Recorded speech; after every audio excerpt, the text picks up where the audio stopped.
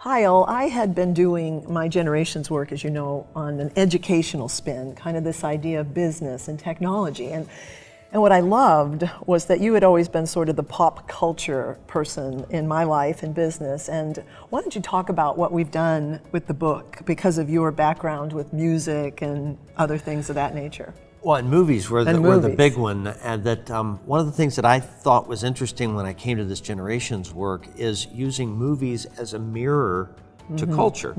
And so I went through and actually did some research, and I pulled from the kind of the heart of each generation.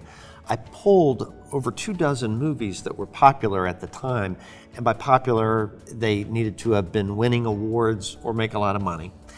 And then when I got these movies together, I just looked at them to see, what does this show? What does this tell? If I hold these movies up as a mirror to the culture, what does that mean about that culture?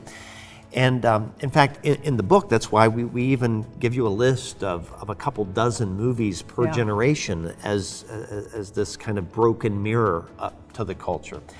And with some even suggested themes about what this means for each generation. One thing that's tricky when you're using the workbook or when you're training this is that when you bring up movies and culture, a lot of people want to talk about, and here are the movies I like, here are the movies I went to see, here are the movies I remember. And while that's interesting and it can be fun and nostalgic, that's really not the point. So it's not what movies do you personally like. Right. It's what was popular down at the corner theater when you were coming up and stepping up into adulthood, and that really does help define the culture on which you imprinted.